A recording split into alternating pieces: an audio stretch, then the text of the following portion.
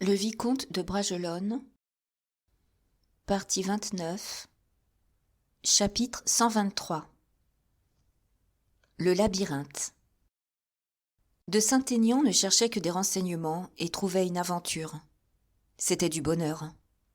Curieux de savoir pourquoi et surtout de quoi cet homme et cette femme causaient à une pareille heure et dans une si singulière situation, de Saint-Aignan se fit tout petit et arriva presque sous les bâtons de l'échelle. Alors, prenant ses mesures pour être le plus confortablement possible, il s'appuya contre un arbre et écouta. Il entendit le dialogue suivant. C'était la femme qui parlait.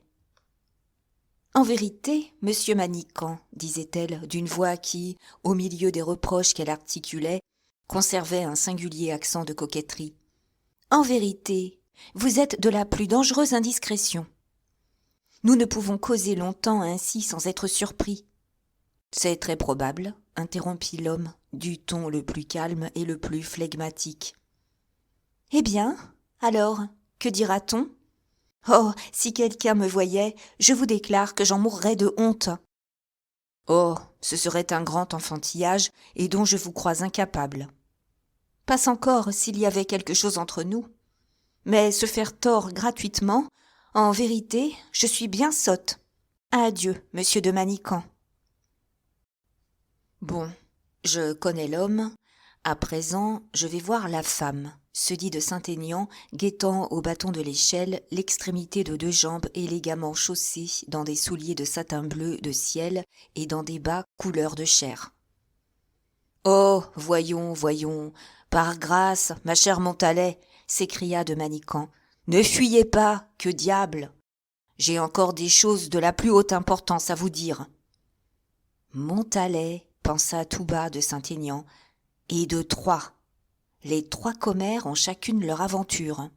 Seulement, il m'avait semblé que l'aventure de celle-ci s'appelait Monsieur Malicorne, et non de Manicamp.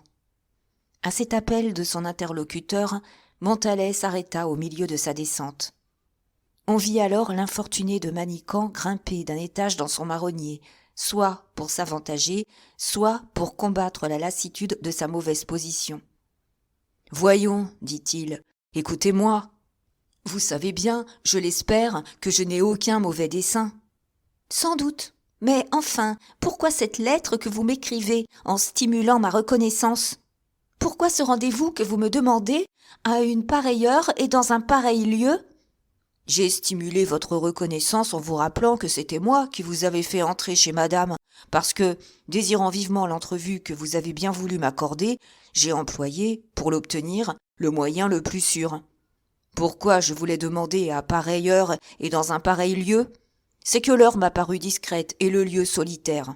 Or, j'avais à vous demander de ces choses qui réclament à la fois la discrétion et la solitude. »« Monsieur de Manicamp !»« En tout bien tout honneur, chère demoiselle. »« Monsieur de Manicamp, je crois qu'il serait plus convenable que je me retirasse. »« Écoutez ou je saute de mon nid dans le vôtre. Et prenez garde de me défier, car il y a juste en ce moment une branche de marronnier qui m'est gênante et qui me provoque à des excès. N'imitez pas cette branche et écoutez-moi. »« Je vous écoute, j'y consens. Mais soyez bref, car si vous avez une branche qui vous provoque, j'ai, moi, un échelon triangulaire qui s'introduit dans la plante de mes pieds. Mes souliers sont minés, je vous en préviens. »« Faites-moi l'amitié de me donner la main, mademoiselle. »« Et pourquoi ? » ?»« Donnez toujours. »« Voici ma main. Mais que faites-vous donc ? » ?»« Je vous tire à moi. »« Dans quel but ? Vous ne voulez pas que j'aille vous rejoindre dans votre arbre, j'espère. »« Non, mais je désire que vous vous asseyiez sur le mur. »« Là, bien. La place est large et belle, et je donnerai beaucoup pour que vous me permissiez de m'y asseoir à côté de vous. »« Non pas. Vous êtes bien où vous êtes. On vous verrait. »« Croyez-vous ? » demanda Manicamp d'une voix insinuante. « J'en suis sûre. »« Soit, je reste sur mon marronnier. Quoique j'y sois, on ne peut plus mal. »« Monsieur Manicamp, monsieur Manicamp, nous nous éloignons du fait. »« C'est juste. »« Vous m'avez écrit ? » ?»« Très bien. »« Mais pourquoi m'avez-vous écrit ? » « Imaginez-vous qu'aujourd'hui, à 2 heures, De Guiche est parti. Après. Le voyant partir, je l'ai suivi, comme c'est mon habitude. Je le vois bien, puisque vous voilà. Attendez donc. Vous savez, n'est-ce pas, que ce pauvre De Guiche était jusqu'au cou dans la disgrâce. Hélas, oui. C'était donc le comble de l'imprudence à lui de venir trouver à Fontainebleau ceux qu'il avait exilés à Paris, et surtout ceux dont on l'éloignait. Vous raisonnez comme feu Pythagore, monsieur Manicamp. Or, De Guiche est têtu comme un amoureux. Il n'écouta donc aucune de mes remontrances. Je le priais, je le suppliais. Il ne voulut rien entendre à rien. Ah, diable! Qu'avez-vous? Pardon, mademoiselle, mais c'est cette maudite branche dont j'ai déjà eu l'honneur de vous entretenir et qui vient de déchirer mon haut de chausse. Il fait nuit, répliqua Montalais en riant. Continuons, monsieur Manicamp. De Guiche partit donc à cheval tout courant, et moi, je le suivis, mais au pas. Vous comprenez, s'aller jeter à l'eau avec un ami aussi vite qu'il y va lui-même, c'est d'un sot ou d'un insensé. Je laissai donc De Guiche prendre les devants et cheminai avec une sage lenteur, persuadé que j'étais, que le malheureux ne serait pas reçu ou, s'il l'était, tournerait bride au premier coup de boutoir, et que je le verrais revenir encore plus vite qu'il n'était allé, sans avoir été plus loin, moi, que Ris ou Melun. Et c'était déjà trop, vous en conviendrez, que 11 lieues pour aller et autant pour revenir. Montalais haussa les épaules. Riez tant qu'il vous plaira, mademoiselle. Mais si, au lieu d'être carrément assise sur la tablette d'un mur comme vous êtes, vous vous trouviez à cheval sur la branche que voici, vous aspireriez à descendre. Un peu de patience, mon cher monsieur Manicamp. Un instant est bientôt passé. Vous disiez donc que vous aviez dépassé Ris et Melun. Oui, j'ai dépassé Ris et Melun. J'ai continué de marcher, toujours étonné de ne point le voir revenir. Enfin, me voici à Fontainebleau. Je m'informe, je m'enquière partout de De Guiche. Personne ne l'a vu, personne ne lui a parlé dans la ville. Il est arrivé au grand galop, est entré dans le château et a disparu. Depuis 8 heures du soir, je suis à Fontainebleau, demandant De Guiche à tous les échos. Pas de Guiche. Je meurs d'inquiétude. Vous comprenez que je n'ai pas été me jeter dans la gueule du loup en entrant moi-même au château, comme a fait mon imprudent ami. Je suis venu droit au commun et je vous ai fait parvenir une lettre. Maintenant, mademoiselle, au nom du ciel, tirez-moi d'inquiétude. Ce ne sera pas difficile, mon cher monsieur Manicamp. Votre ami De Guiche a été reçu admirablement. Bah. Le roi lui a fait fête. Le roi, qui l'avait exilé? Madame lui a souri. Monsieur paraît l'aimer plus que devant. Ah ah, fit Manicamp, cela m'explique pourquoi et comment il est resté. Et il n'a point parlé de moi? Il n'en a pas dit un mot. C'est mal à lui. Que fait-il en ce moment? Selon toute probabilité, il dort, ou, s'il ne dort pas, il rêve. Et qu'a-t-on fait pendant toute la soirée? On a dansé. Le fameux ballet? Comment a été De Guiche? Superbe. Ce cher ami. Maintenant, pardon, mademoiselle, mais il me reste à passer de chez moi chez vous. Comment cela? Vous comprenez? Je ne présume pas que l'on m'ouvre la porte du château à 7 heures.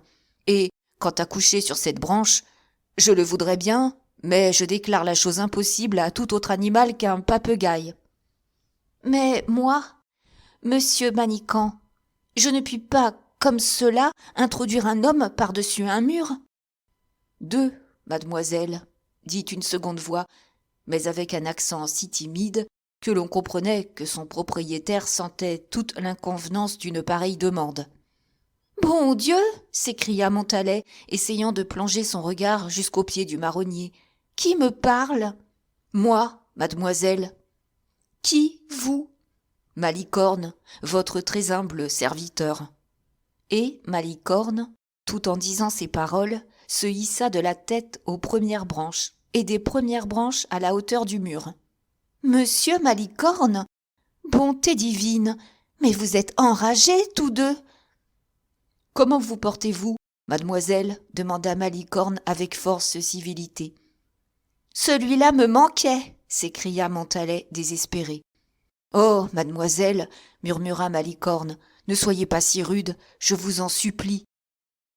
Enfin, mademoiselle, dit Manicamp, nous sommes vos amis, et l'on ne peut désirer la mort de ses amis. Or, nous laisser passer la nuit où nous sommes, c'est nous condamner à mort. Oh, fit Montalais, monsieur Malicorne est robuste, et il ne mourra pas pour une nuit passée à la belle étoile. Mademoiselle, ce sera une juste punition de son escapade. Soit, que Malicorne s'arrange donc comme il voudra avec vous. Moi, je passe, dit Manicamp.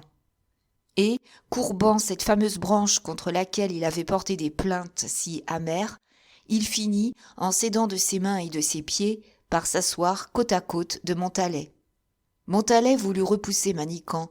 Manicamp chercha à se maintenir. Ce conflit, qui dura quelques secondes, eut son côté pittoresque, côté auquel l'œil de M. de Saint-Aignan trouva certainement son compte. Mais Manicamp l'emporta. Maître de l'échelle, il y posa le pied, puis il offrit galamment la main à son ennemi. Pendant ce temps, Malicorne s'installait dans le marronnier, à la place qu'avait occupée Manicamp, se promettant en lui-même de lui succéder en celle qu'il occupait. Manicamp et Montalais descendirent quelques échelons, Manicamp insistant, Montalais riant et se défendant. On entendit alors la voix de Malicorne qui suppliait. « Mademoiselle, disait Malicorne, ne m'abandonnez pas, je vous en supplie. Ma position est fausse et je ne puis sans accident parvenir seul de l'autre côté du mur. Que Manicamp déchire ses habits, très bien, il a ceux de monsieur de Guiche. Mais moi, je n'aurai pas même ceux de Manicamp, puisqu'ils seront déchirés. » « M'est avis, dit Manicamp, sans s'occuper des lamentations de Malicorne. M'est avis que le mieux est que j'aille trouver de Guiche à l'instant même. Plus tard, peut-être, ne pourrai-je plus pénétrer chez lui. C'est mon avis aussi, répliqua Montalais.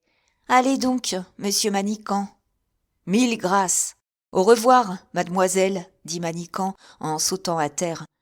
On n'est pas plus aimable que vous. Monsieur de Manicamp, votre servante. Je vais maintenant me débarrasser de monsieur Malicorne. Malicorne poussa un soupir. Allez, allez, continua Montalais. Manicamp fit quelques pas, puis, revenant au pied de l'échelle, « À propos, mademoiselle, dit-il, par où va-t-on chez monsieur de Guiche ? » « Ah, c'est vrai. Rien de plus simple. Vous suivez la Charmille. »« Oh, très bien. » « Vous arrivez au carrefour vert. »« Bon. » « Vous y trouvez 4 allées. »« À merveille. » « Vous en prenez une. »« Laquelle ? » ?»« Celle de droite. »« Celle de droite ? » ?»« Non, celle de gauche. »« Ah, diable !»« Non, non, attendez donc. »« Vous ne paraissez pas très sûre. Remémorez-vous, je vous prie, mademoiselle. »« Celle du milieu. »« Il y en a 4. »« C'est vrai.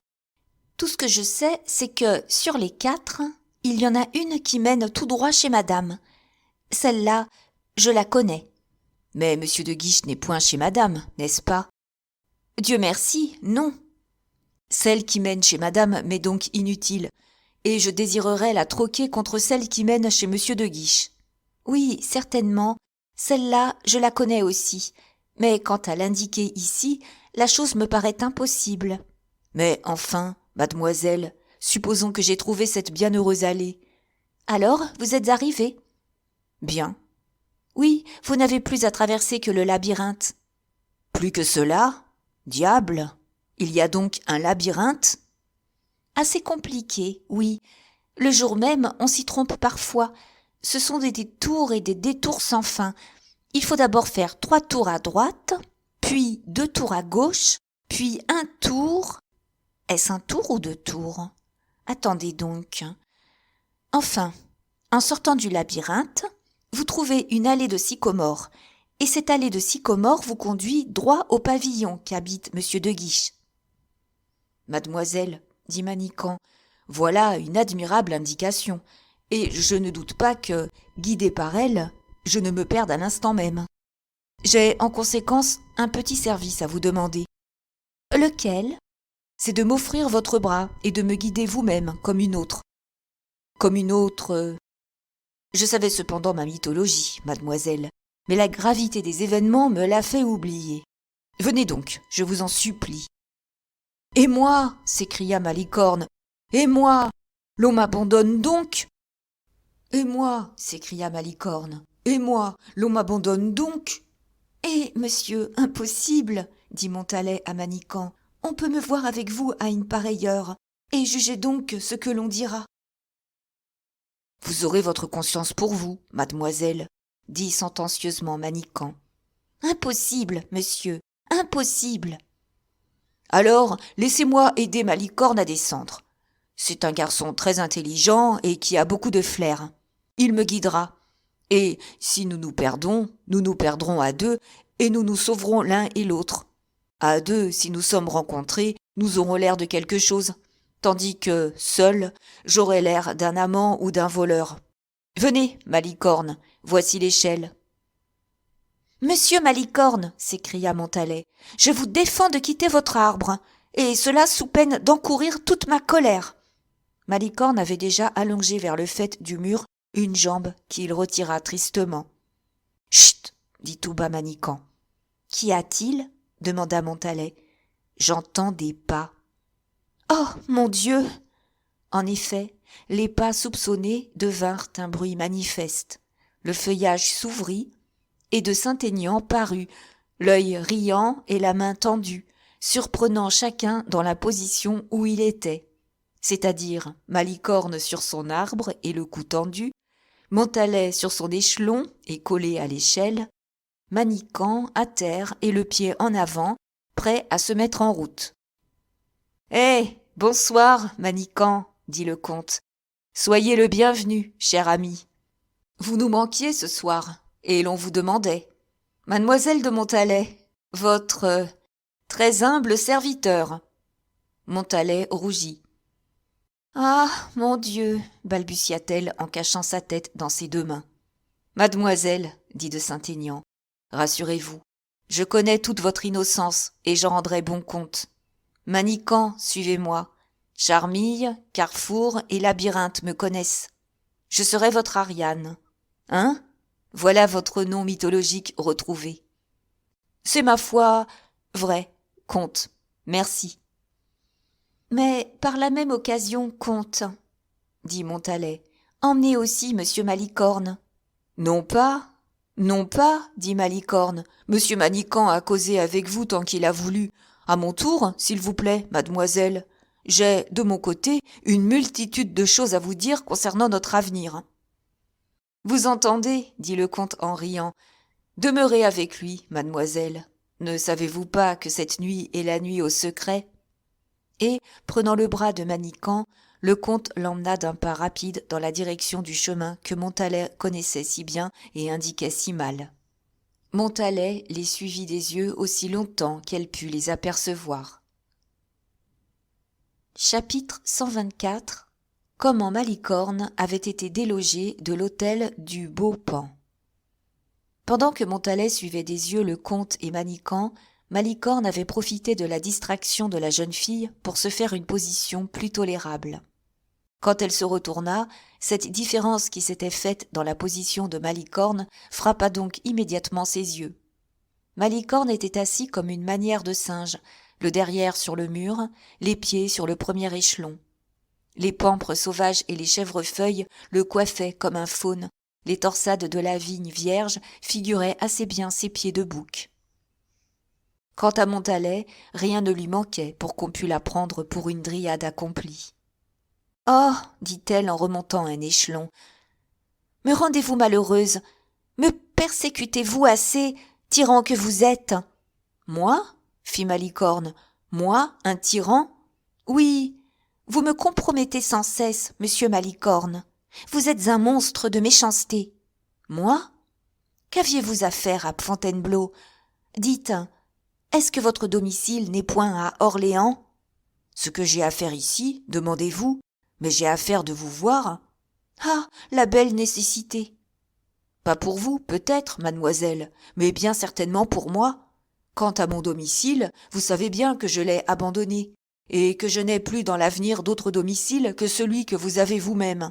Donc, votre domicile étant pour le moment à Fontainebleau, je suis venu.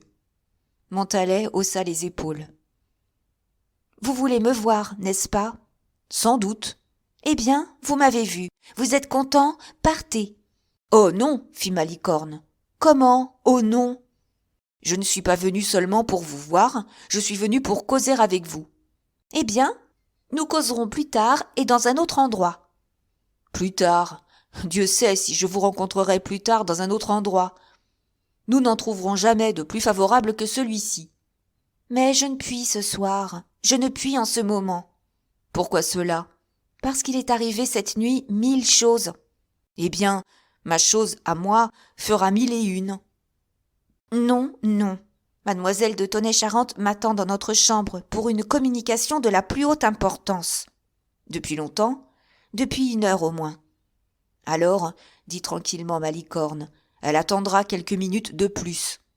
Monsieur Malicorne, dit Montalais, vous vous oubliez. C'est-à-dire que vous m'oubliez, mademoiselle, et que moi, je m'impatiente du rôle que vous me faites jouer ici. Mordieu, mademoiselle, depuis 8 jours, je rôde parmi vous toutes, sans que vous ayez daigné une seule fois vous apercevoir que j'étais là. Vous rôdez ici? Vous? Depuis 8 jours? Comme un loup-garou, brûlé ici par les feux d'artifice qui m'ont roussi 2 perruques, noyé là dans les osiers par l'humidité du soir ou la vapeur des jets d'eau, toujours affamé, toujours échiné, avec la perspective d'un mur ou la nécessité d'une escalade. Morbleu, ce n'est pas un sort, cela, mademoiselle, pour une créature qui n'est ni écureuil, ni salamandre, ni loutre. Mais, puisque vous poussez l'inhumanité jusqu'à vouloir me faire renier ma condition d'homme, je l'arbore. Homme je suis, mordieu, et homme je resterai, à moins d'ordre supérieur. Eh bien, voyons, que désirez-vous? Que voulez-vous? Qu'exigez-vous? Dit Montalais soumise. N'allez-vous pas me dire que vous ignoriez que j'étais à Fontainebleau? Soyez franche. Je m'en doutais. Eh bien, depuis 8 jours, ne pouviez-vous pas me voir 1 fois par jour au moins? J'ai toujours été empêchée, monsieur Malicorne. Tarare. Demandez à ces demoiselles si vous ne me croyez pas. Je ne demande jamais d'explications sur les choses que je sais mieux que personne.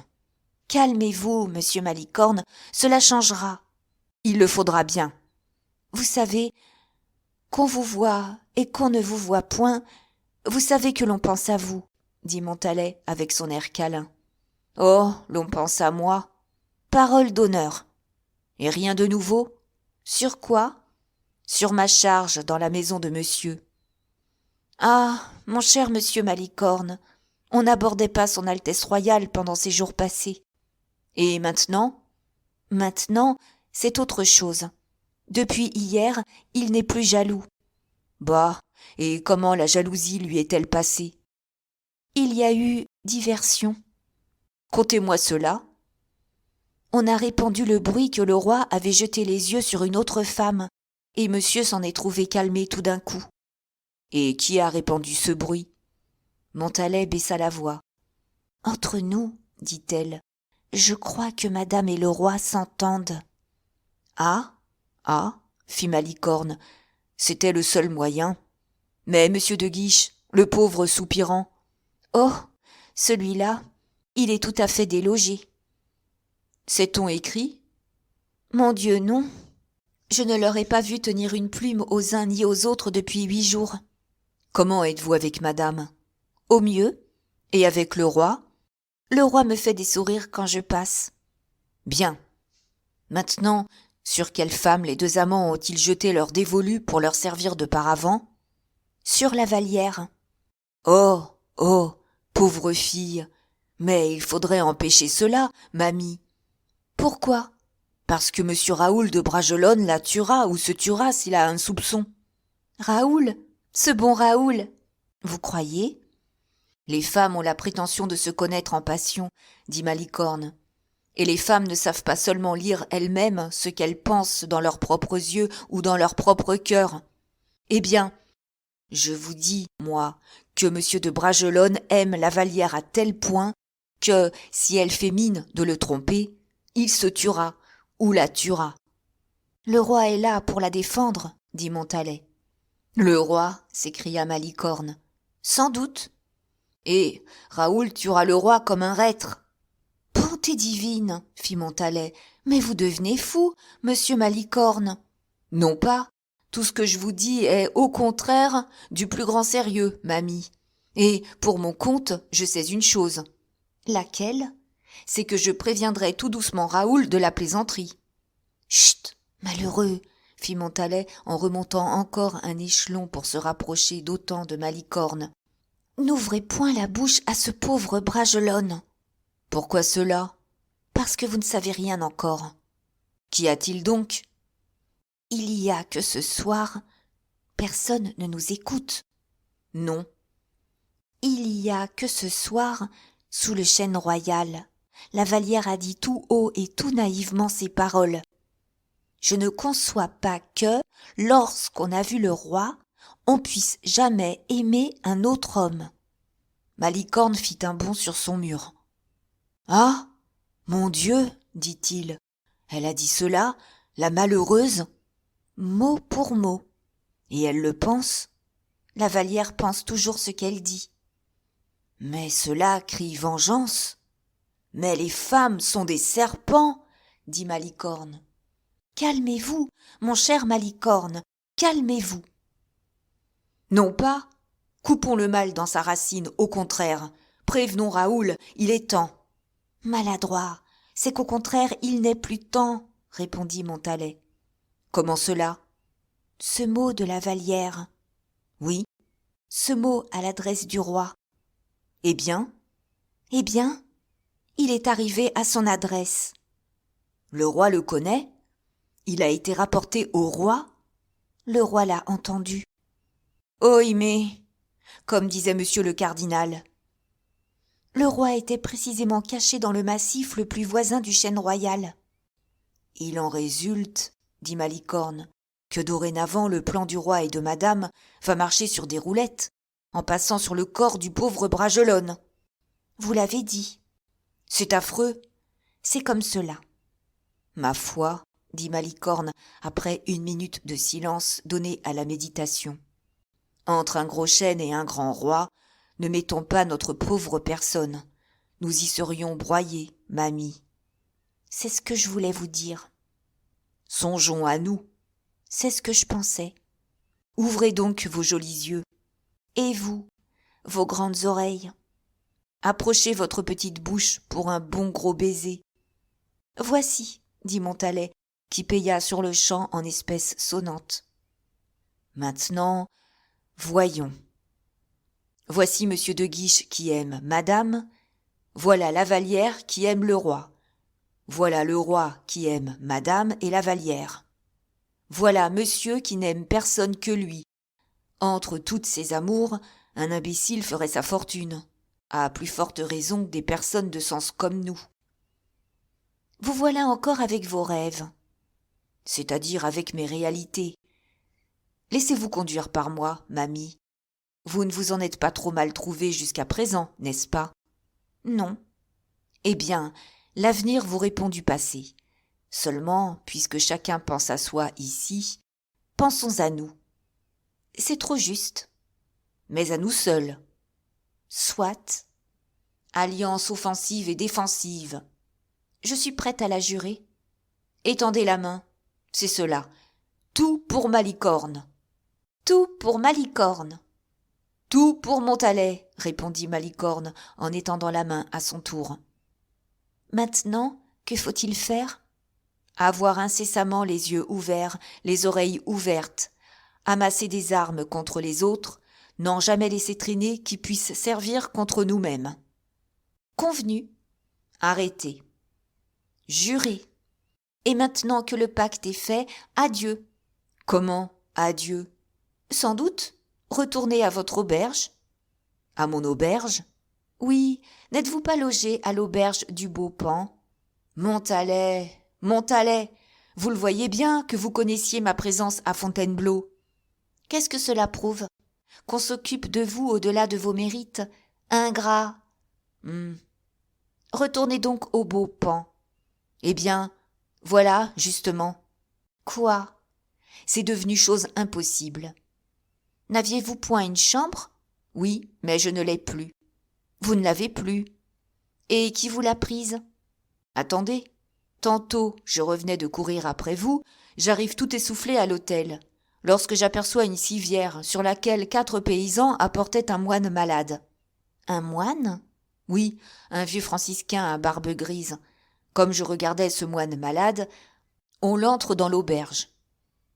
Comme on lui faisait monter l'escalier, je le suis, et comme j'arrive en haut de l'escalier, je m'aperçois qu'on le fait entrer dans ma chambre.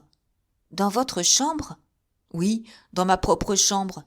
Je crois que c'est une erreur, j'interpelle l'hôte. L'hôte me déclare que la chambre louée par moi depuis 8 jours était louée à ce franciscain pour le 9e. Oh, oh, c'est justement ce que je fis. Oh, oh, je fis même plus encore, je voulus me fâcher. Je remontai, je m'adressai au franciscain lui-même.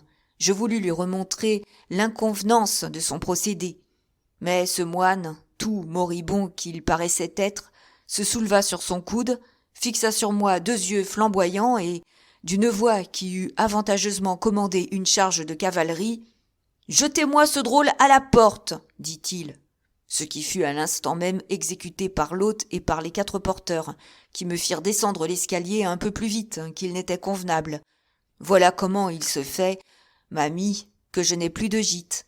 « Mais qu'est-ce que c'est que ce franciscain ?» demanda Montalais. « C'est donc un général ?» Justement, il me semble que c'est là le titre qu'un des porteurs lui a donné en lui parlant à demi-voix. « De sorte que, » dit Montalais, « de sorte que je n'ai plus de chambre, plus d'auberge, plus de gîte, et que je suis aussi décidé que l'était tout à l'heure mon ami Manicamp à ne pas coucher dehors. »« Comment faire ?» s'écria Montalais. « Voilà, » dit Malicorne. « Mais rien de plus simple, » dit une 3e voix. Montalais et Malicorne poussèrent un cri simultané. De Saint-Aignan parut. « Cher monsieur Malicorne, » dit de Saint-Aignan, « un heureux hasard me ramène ici pour vous tirer d'embarras. Venez, je vous offre une chambre chez moi, et celle-là, je vous le jure, nul franciscain ne vous l'ôtera. Quant à vous, ma chère demoiselle, rassurez-vous. J'ai déjà le secret de mademoiselle de la Vallière, celui de mademoiselle de Tonnay-Charente. Vous venez d'avoir la bonté de me confier le vôtre. Merci. J'en garderai aussi bien 3 qu'un seul. » Malicorne et Montalais se regardèrent comme 2 écoliers pris en maraude. Mais, comme au bout du compte, Malicorne voyait un grand avantage dans la proposition qui lui était faite, il fit à Montalais un signe de résignation que celle-ci lui rendit. Puis Malicorne descendit l'échelle échelon par échelon, réfléchissant à chaque degré au moyen d'arracher bribe par bribe à M. de Saint-Aignan tout ce qu'il pourrait savoir sur le fameux secret. Montalais était déjà parti, légère comme une biche, et ni Carrefour ni Labyrinthe n'eurent le pouvoir de la tromper. Quant à de Saint-Aignan, il ramena en effet Malicorne chez lui en lui faisant 1000 politesses, enchanté qu'il était de tenir sous sa main les 2 hommes qui, en supposant que De Guiche restât muet, pouvaient le mieux renseigner sur le compte des filles d'honneur. Chapitre 125. Ce qui s'était passé en réalité à l'auberge du Beau-Paon. D'abord, donnons à nos lecteurs quelques détails sur l'auberge du Beau-Paon. Puis nous passerons au signalement des voyageurs qui l'habitaient. L'auberge du Beau-Paon, comme toute auberge, devait son nom à son enseigne. Cette enseigne représentait un paon qui faisait la roue. Seulement, à l'instar de quelques peintres qui ont donné la figure d'un joli garçon au serpent qui tente Ève, le peintre de l'enseigne avait donné au Beau-Paon une figure de femme. Cette auberge, épigramme vivante contre cette moitié du genre humain qui fait le charme de la vie, dit Monsieur Legouvé, s'élevait à Fontainebleau dans la première rue latérale de gauche, laquelle coupait, en venant de Paris, cette grande artère qui forme à elle seule la ville tout entière de Fontainebleau. La rue latérale s'appelait alors la rue de Lyon, sans doute parce que géographiquement elle s'avançait dans la direction de la seconde capitale du royaume. Cette rue se composait de 2 maisons habitées par des bourgeois, maisons séparées l'une de l'autre par 2 grands jardins bordés de haies. En apparence, il semblait y avoir cependant 3 maisons dans la rue. Expliquons comment, malgré ce semblant, il n'y en avait que 2. L'auberge du Beaupan avait sa façade principale sur la grande rue, mais en retour, sur la rue de Lyon, 2 corps de bâtiments, divisés par des cours, renfermaient de grands logements propres à recevoir tout voyageur, soit à pied, soit à cheval, soit même en carrosse, et à fournir non seulement logis et tables, mais encore promenade et solitude aux plus riches courtisans, lorsqu'après un échec à la cour, ils désiraient se renfermer avec eux-mêmes pour dévorer l'affront ou méditer la vengeance. Des fenêtres de ce corps de bâtiments en retour, les voyageurs apercevaient la rue d'abord, avec son herbe croissant entre les pavés, qu'elle disjoignait peu à peu. Ensuite, les belles haies de sureaux et d'aubépines qui enfermaient, comme entre 2 bras verts et fleuris, ces maisons bourgeoises dont nous avons parlé. Puis, dans les intervalles de ces maisons, formant fond de tableau et se dessinant comme un horizon infranchissable, une ligne de bois touffu, plantureux, première sentinelle de la vaste forêt qui se déroule en avant de Fontainebleau. On pouvait donc, pour peu qu'on eût un appartement faisant angle par la grande rue de Paris, participer à la vue et au bruit des passants et des fêtes, et, par la rue de Lyon, à la vue et au calme de la campagne. Sans compter qu'en cas d'urgence, au moment où l'on frappait à la grande porte de la rue de Paris, on pouvait s'esquiver par la petite porte de la rue de Lyon et, longeant les jardins des maisons bourgeoises, gagner les premiers taillis de la forêt. Malicorne, qui, le premier, on se le rappelle, nous a parlé de cette auberge du Beaupan, pour en déplorer son expulsion, Malicorne, préoccupé de ses propres affaires, était bien loin d'avoir dit à Montalet tout ce qu'il y avait à dire sur cette curieuse auberge. Nous allons essayer de remplir cette fâcheuse lacune laissée par Malicorne. Malicorne avait oublié de dire, par exemple, de quelle façon il était entré dans l'auberge du Beaupan. En outre, à part le franciscain dont il avait dit un mot, il n'avait donné aucun renseignement sur les voyageurs qui habitaient cette auberge. La façon dont ils étaient entrés, la façon dont ils vivaient, la difficulté qu'il y avait pour toute autre personne que les voyageurs privilégiés d'entrer dans l'hôtel sans mot d'ordre et d'y séjourner sans certaines précautions préparatoires, avaient cependant dû frapper, et avaient même, nous oserions en répondre, frappé certainement Malicorne. Mais, comme nous l'avons dit, Malicorne avait des préoccupations personnelles qui l'empêchaient de remarquer bien des choses. En effet, tous les appartements de l'hôtel du Beaupan étaient occupés et retenus par des étrangers sédentaires et d'un commerce fort calme, porteurs de visages prévenants dont aucun n'était connu de Malicorne. Tous ces voyageurs étaient arrivés à l'hôtel depuis qu'il y était arrivé lui-même. Chacun y était entré avec une espèce de mot d'ordre qui avait d'abord préoccupé Malicorne. Mais il s'était informé directement et il avait su que l'hôte donnait pour raison de cette espèce de surveillance que la ville, pleine comme elle l'était de riches seigneurs, devait l'être aussi d'adroits et d'ardents filous. Il allait donc de la réputation d'une maison honnête, comme celle du Beaupan, de ne pas laisser voler les voyageurs. Aussi, Malicorne se demandait-il parfois, lorsqu'il rentrait en lui-même et sondait sa position à l'hôtel du Beaupan, comment on l'avait laissé entrer dans cette hôtellerie, tandis que, depuis qu'il y était entré, il avait vu refuser la porte à tant d'autres.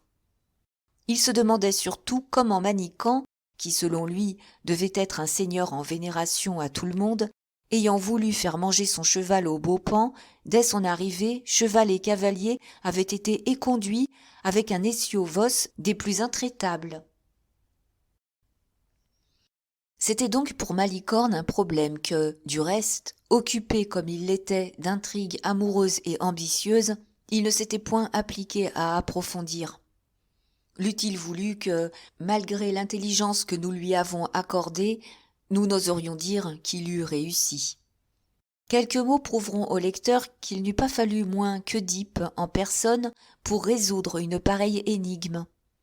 Depuis 8 jours étaient entrés dans cette hôtellerie 7 voyageurs, tous arrivés le lendemain du bienheureux jour où Malicorne avait jeté son dévolu sur le Beaupan.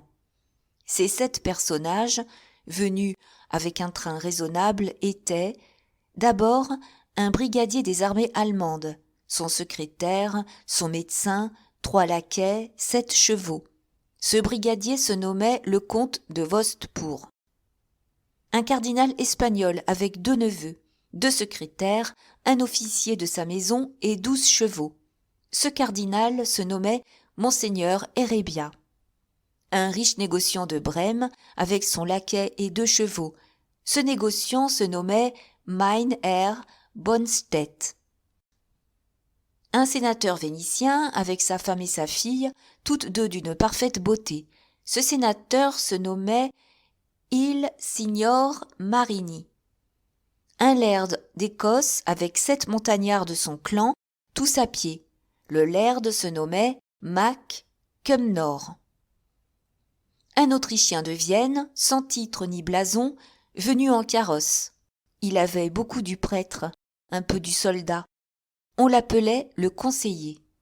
Enfin, une dame flamande, avec un laquais, une femme de chambre et une demoiselle de compagnie. Grand train, grande mine, grands chevaux. On l'appelait la dame flamande. Tous ces voyageurs étaient arrivés le même jour, comme nous avons dit, et cependant leur arrivée n'avait causé aucun embarras dans l'auberge, aucun encombrement dans la rue, leur logement ayant été marqué d'avance sur la demande de leur courrier ou de leur secrétaire, arrivé la veille ou le matin même. Malicorne, arrivé un jour avant eux, et voyageant sur un maigre cheval chargé d'une mince valise, s'était annoncé à l'hôtel du Beaupan comme l'ami d'un seigneur curieux de voir les fêtes et qui, lui, à son tour, devait arriver incessamment. L'hôte, à ces paroles, avait souri comme s'il connaissait beaucoup, soit Malicorne, soit le seigneur son ami, et il lui avait dit « Choisissez, monsieur, tel appartement qui vous conviendra, puisque vous arrivez le premier. » Et cela avec cette obséquiosité significative chez les aubergistes, et qui veut dire « Soyez tranquille, monsieur, on sait à qui l'on a affaire, et l'on vous traitera en conséquence. » Ces mots et le geste qui les accompagnait avaient paru bienveillants, mais peu clairs à Malicorne. Or, comme il ne voulait pas faire une grosse dépense, et que, demandant une petite chambre, il eût sans doute été refusé à cause de son peu d'importance même, il se hâta de ramasser au bon les paroles de l'aubergiste, et de le duper avec sa propre finesse. Aussi, souriant en homme pour lequel on ne fait qu'absolument ce que l'on doit faire, « Mon cher hôte, dit-il, je prendrai l'appartement le meilleur et le plus gai. »« Avec écurie. »« Avec écurie. »« Pour quel jour ? » ?»« Pour tout de suite, si c'est possible. »« À merveille. » Seulement, se hâta d'ajouter Malicorne, « je n'occuperai pas incontinent le grand appartement. »« Bon, fit l'hôte avec un air d'intelligence.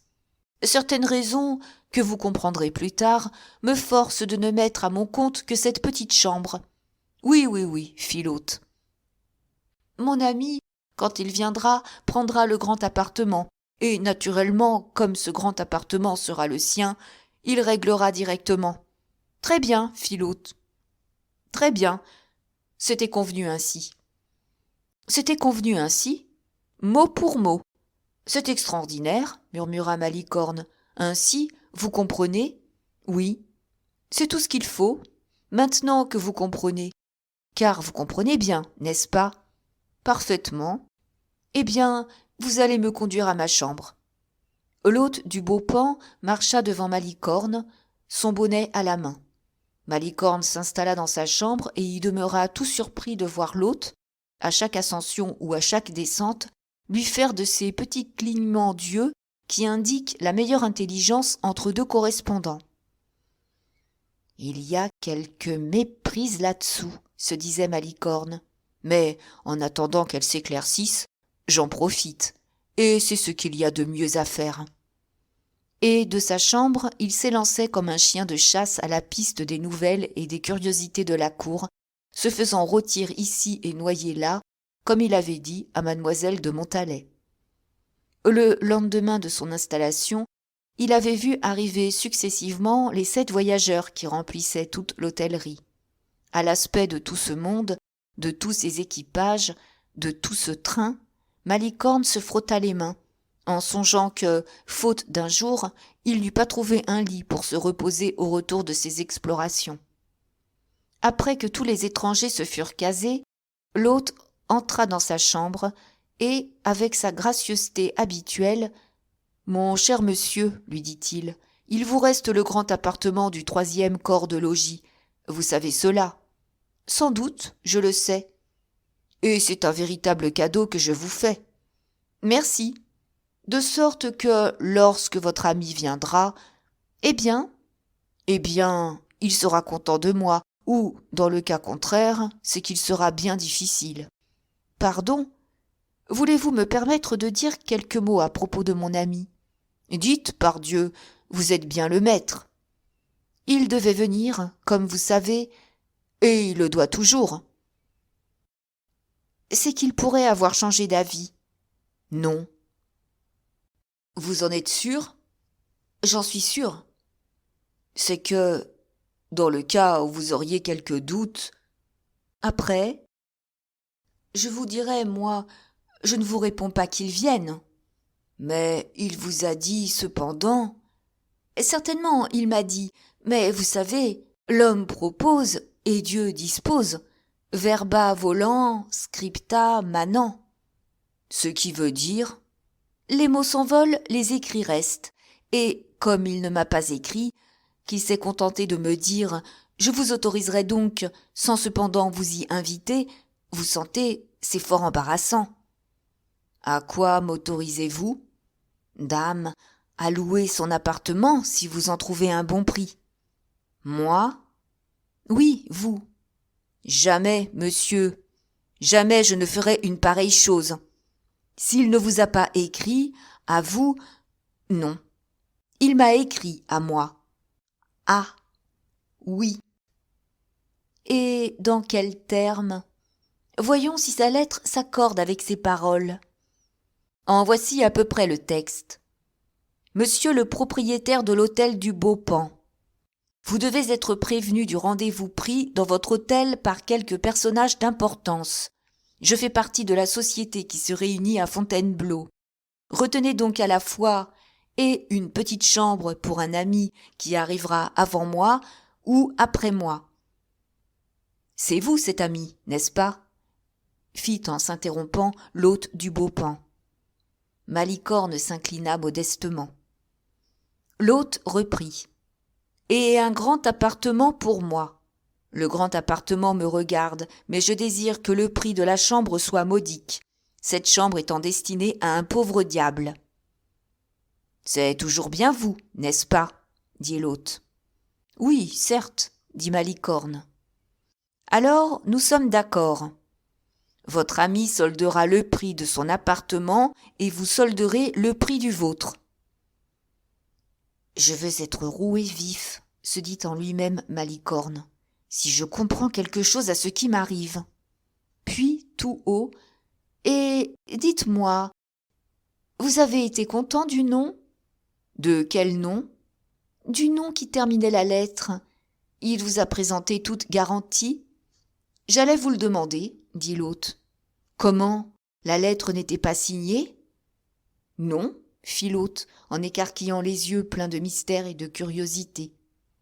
Alors, répliqua Malicorne, imitant ce geste et ce mystère, s'il ne s'est pas nommé, eh bien, vous comprendrez qu'il doit avoir ses raisons pour cela. Sans doute, et que je n'irai pas, moi, son ami, moi, son confident, trahir son incognito. C'est juste, monsieur, répondit l'hôte. Aussi, je n'insiste pas. J'apprécie cette délicatesse. Quant à moi, comme l'a dit mon ami, ma chambre est à part. Convenons-en bien. Monsieur, c'est tout convenu. Vous comprenez, les bons comptes font les bons amis. Comptons donc. Ce n'est pas pressé. Comptons toujours. Chambre, nourriture, pour moi. Place à la mangeoire et nourriture de mon cheval. Combien par jour? 4 livres, monsieur. Cela fait donc 12 livres pour les 3 jours écoulés. 12 livres. Oui, monsieur. Voici vos 12 livres. Eh, monsieur, à quoi bon payer tout de suite? Parce que, dit Malicorne en baissant la voix et en recourant au mystérieux, puisqu'il voyait le mystérieux réussir. Parce que, si l'on avait à partir soudain, à décamper d'un moment à l'autre, ce serait tout compte fait. Monsieur, vous avez raison. Donc, je suis chez moi. Vous êtes chez vous. Eh bien, à la bonne heure. Adieu. L'hôte se retira. Resté seul, Malicorne se fit le raisonnement suivant. Il n'y a que M. de Guiche ou Manicamp capable d'avoir écrit à mon hôte. M. de Guiche, parce qu'il veut se ménager un logement hors de cour, en cas de succès ou d'insuccès. Manicamp, parce qu'il aura été chargé de cette commission par M. de Guiche. Voici donc ce que M. de Guiche ou Manicamp auront imaginé. Le grand appartement pour recevoir d'une façon convenable quelques dames épais voilées, avec réserve pour la sudite dame, d'une double sortie sur une rue à peu près déserte et aboutissant à la forêt.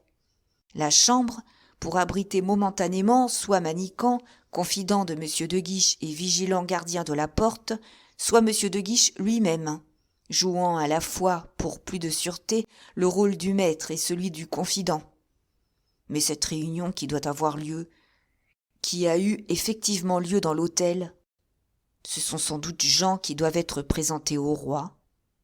Mais le pauvre diable à qui la chambre est destinée, ruse pour mieux cacher de Guiche ou Manicamp.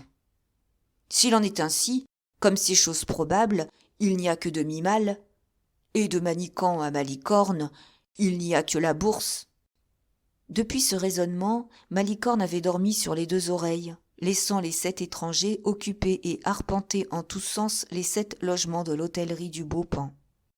Lorsque rien ne l'inquiétait à la cour, lorsqu'il était là d'excursion et d'inquisition, là d'écrire des billets que jamais il n'avait l'occasion de remettre à leur adresse, alors il rentrait dans sa bienheureuse petite chambre et, accoudé sur le balcon garni de capucines et d'œillets palissés, il s'occupait de ces étranges voyageurs pour qui Fontainebleau semblait n'avoir ni lumière, ni joie, ni fête. Cela dura ainsi jusqu'au 7e jour, jour que nous avons détaillé longuement avec sa nuit dans les précédents chapitres.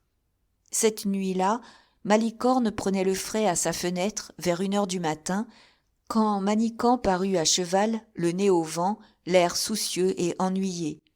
« Bon, se dit Malicorne en le reconnaissant du premier coup, voilà mon homme qui vient réclamer son appartement, c'est-à-dire ma chambre. » Et il appela Manicamp. Manicamp leva la tête et à son tour reconnut Malicorne. « Ah, pardieu, dit celui-ci en se déridant, soyez le bienvenu, Malicorne. Je rôde dans Fontainebleau, cherchant 3 choses que je ne puis trouver. 2 guiches, une chambre et une écurie.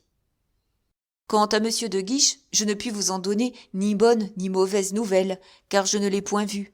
Mais quant à votre chambre et à une écurie, c'est autre chose. »« Ah ? Oui, c'est ici qu'elles ont été retenues. »« Retenues ? Et par qui ? » ?»« Par vous, ce me semble. »« Par moi ? N'avez-vous donc point retenu un logement ? » ?»« Pas le moins du monde. » L'hôte, en ce moment, parut sur le seuil. « Une chambre ? » demanda Manicamp. « L'avez-vous retenue, monsieur ? » ?»« Non. »« Alors, pas de chambre. »« S'il en est ainsi, j'ai retenu une chambre, » dit Manicamp. « Une chambre ou un logement ? Tout ce que vous voudrez. »« Par lettre ? » demanda l'hôte. Malicorne fit de la tête un signe affirmatif à Manicamp. « Et sans doute par lettre, » fit Manicamp. « N'avez-vous pas reçu une lettre de moi ? » « En date de quel jour ? » demanda l'hôte, à qui les hésitations de Manicamp donnaient du soupçon. Manicamp se gratta l'oreille et regarda à la fenêtre de Malicorne. Mais Malicorne avait quitté sa fenêtre et descendait l'escalier pour venir en aide à son ami. Juste au même moment, un voyageur, enveloppé dans une longue cape à l'espagnole, apparaissait sous le porche, à portée d'entendre le colloque. « Je vous demande à quelle date vous m'avez écrit cette lettre pour retenir un logement chez moi, » répéta l'hôte en insistant. « À la date de mercredi dernier. » dit d'une voix douce et polie l'étranger mystérieux en touchant l'épaule de l'hôte. Manicamp se recula, et Malicorne, qui apparaissait sur le seuil, se gratta l'oreille à son tour. L'hôte salua le nouveau venu en homme qui reconnaît son véritable voyageur. « Monsieur, lui dit-il civilement, votre appartement vous attend, ainsi que vos écuries. Seulement, il regarda autour de lui. « Vos chevaux, demanda-t-il. Mes chevaux arriveront ou n'arriveront pas. La chose vous importe peu, n'est-ce pas? Pourvu qu'on vous paie ce qui a été retenu. » L'hôte salua plus bas. « Vous m'avez, en outre, continua le voyageur inconnu, gardé la petite chambre que je vous ai demandée. »« Aïe !» fit Malicorne en essayant de se dissimuler. « Monsieur, votre ami l'occupe depuis 8 jours, dit l'hôte, en montrant Malicorne qui se faisait le plus petit qu'il lui était possible. Le voyageur, en ramenant son manteau jusqu'à la hauteur de son nez, jeta un coup d'œil rapide sur Malicorne. « Monsieur n'est pas mon ami, dit-il. » L'hôte fit un bond. « Je ne connais pas monsieur, » continua le voyageur. « Comment ?» s'écria l'aubergiste, s'adressant à Malicorne. « Comment ? Vous n'êtes pas l'ami de monsieur ?»« Que vous importe, pourvu que l'on vous paie ?» dit Malicorne, parodiant majestueusement l'étranger. « Il importe si bien, » dit l'hôte, qui commençait à s'apercevoir qu'il y avait substitution de personnages, « que je vous prie, monsieur, de vider les lieux retenus d'avance et par un autre que vous. »« Mais enfin, » dit Malicorne, « monsieur n'a pas besoin tout à la fois d'une chambre au premier et d'un appartement au second. Si monsieur prend la chambre, je prends, moi, l'appartement. Si monsieur choisit l'appartement, je garde la chambre. »« Je suis désespéré, monsieur, » dit le voyageur de sa voix douce, « mais j'ai besoin à la fois de la chambre et de l'appartement. »« Mais enfin, pour qui ?» demanda Malicorne. « De l'appartement pour moi. »« Soit, mais de la chambre. »« Regardez, » dit le voyageur en étendant la main vers une espèce de cortège qui s'avançait.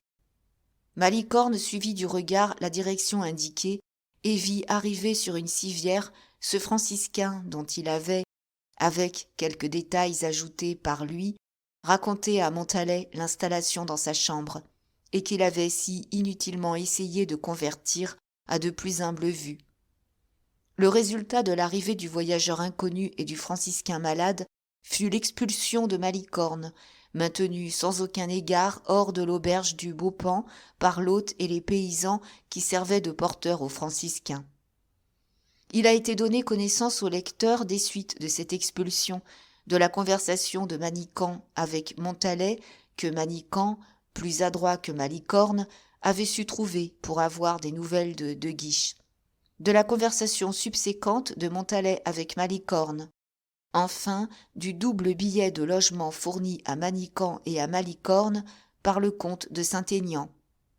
Il nous reste à apprendre à nos lecteurs ce qu'était le voyageur au manteau, principal locataire du double appartement dont Malicorne avait occupé une portion, et le franciscain tout aussi mystérieux dont l'arrivée, combinée avec celle du voyageur au manteau, avait eu le malheur de déranger les combinaisons des deux amis. Chapitre 126. Un jésuite de la 11e année. Et d'abord, pour ne point faire languir le lecteur, nous nous hâterons de répondre à la première question.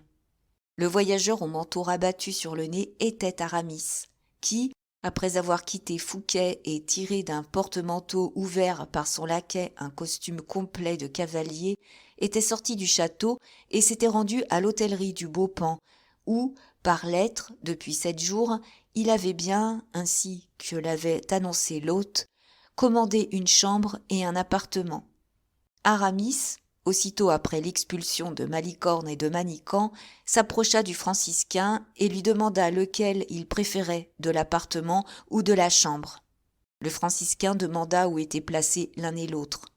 On lui répondit que la chambre était au premier et l'appartement au second. « Alors la chambre, » dit-il. Aramis n'insista point et, avec une entière soumission, La chambre, dit-il à l'hôte. Et, saluant avec respect, il se retira dans l'appartement. Le franciscain fut aussitôt porté dans la chambre. Maintenant, n'est-ce pas une chose étonnante que ce respect d'un prélat pour un simple moine, et pour un moine d'un ordre mendiant, auquel on donnait ainsi, sans même qu'il l'eût demandé, une chambre qui faisait l'ambition de tant de voyageurs? Comment expliquer aussi cette arrivée inattendue d'Aramis à l'hôtel du Beaupan, lui qui, entré avec M. Fouquet au château, pouvait loger au château avec M. Fouquet? Le franciscain supporta le transport dans l'escalier sans pousser une plainte, quoique l'on vit que sa souffrance était grande, et qu'à chaque heure de la civière contre la muraille ou contre la rampe de l'escalier, il éprouvait par tout son corps une secousse terrible. Enfin, lorsqu'il fut arrivé dans la chambre, « Aidez-moi à me mettre sur ce fauteuil, » dit-il au porteur. Ceux-ci déposèrent la civière sur le sol, et, soulevant le plus doucement qu'il leur fut possible le malade, ils le déposèrent sur le fauteuil qu'il avait désigné et qui était placé à la tête du lit. « Maintenant, ajouta-t-il avec une grande douceur de geste et de parole, faites-moi monter l'hôte. » Ils obéirent. 5 minutes après, l'hôte du Beaupan apparaissait sur le seuil de la porte. « Mon ami, lui dit le franciscain, congédiez, je vous prie, ces braves gens. Ce sont des vassaux de la vicomté de Melun. Ils m'ont trouvé évanoui de chaleur sur la route, et, sans se demander si leur peine serait payée, ils m'ont voulu porter chez eux. Mais je sais ce que coûte aux pauvres l'hospitalité qu'ils donnent à un malade, et j'ai préféré l'hôtellerie où, d'ailleurs, j'étais attendu. » L'hôte regarda le franciscain avec étonnement. Le franciscain fit avec son pouce, et d'une certaine façon, le signe de croix sur sa poitrine. L'hôte répondit en faisant le même signe sur son épaule gauche. « Oui, c'est vrai, dit-il, vous étiez attendu, mon père, mais nous espérions que vous arriveriez en meilleur état. » Et, comme les paysans regardaient avec étonnement cet hôtelier si fier, devenu tout à coup respectueux en présence d'un pauvre moine, le franciscain tira de sa longue poche 2 ou 3 pièces d'or qu'il montra. « Voilà, mes amis, dit-il, de quoi payer les soins qu'on me donnera.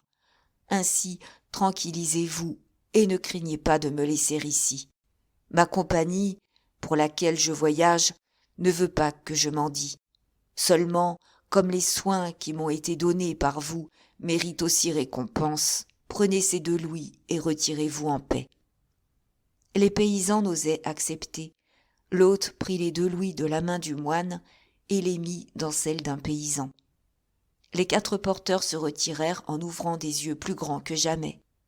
La porte refermée, et tandis que l'hôte se tenait respectueusement debout près de cette porte, le franciscain se recueillit un instant. Puis il passa sur son front jauni une main sèche de fièvre et de ses doigts crispés frotta en tremblant les boucles grisonnantes de sa barbe. Ses grands yeux, creusés par la maladie et l'agitation, semblaient suivre dans le vague une idée douloureuse et inflexible. « Quel médecin avez-vous à Fontainebleau ?» demanda-t-il enfin. « Nous en avons 3, mon père. Comment les nommez-vous ? Luyniguet d'abord, ensuite, puis un frère carme nommé frère Hubert. Ensuite un séculier nommé Grisard. »« Ah, Grisard, » murmura le moine, « appelez vite monsieur Grisard. » L'hôte fit un mouvement d'obéissance empressé.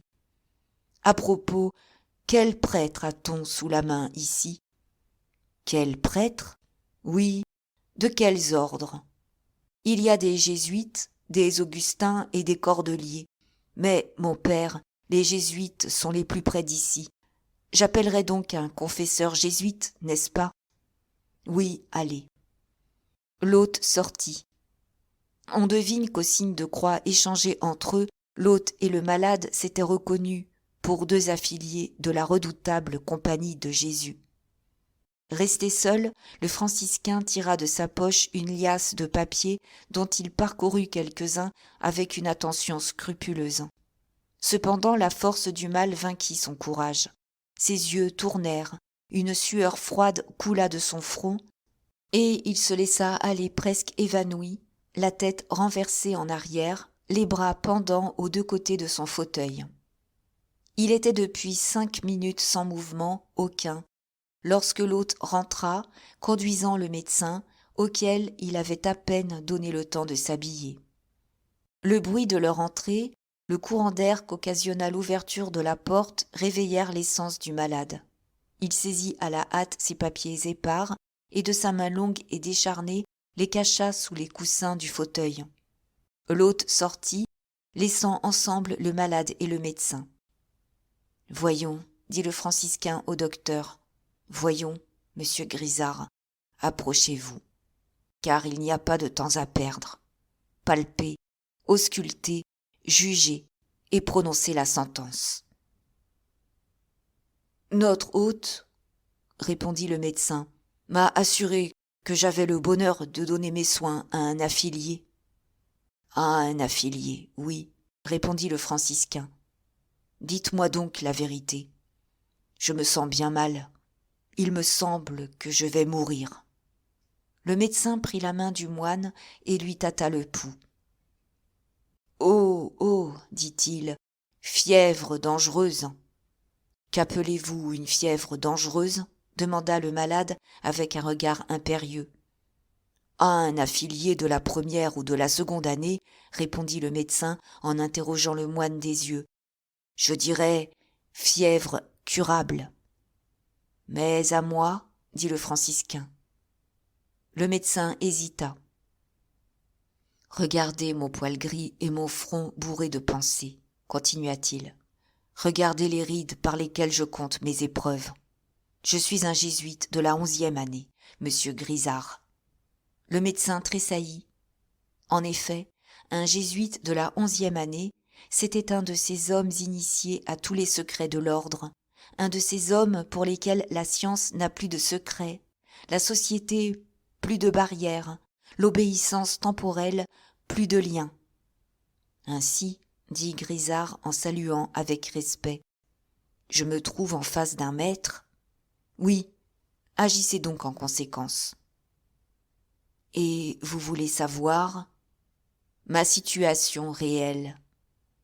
Eh bien, dit le médecin, c'est une fièvre cérébrale, autrement dit une méningite aiguë, arrivée à son plus haut point d'intensité. Alors, il n'y a pas d'espoir, n'est-ce pas? Demanda le franciscain d'un ton bref. Je ne dis pas cela, répondit le docteur.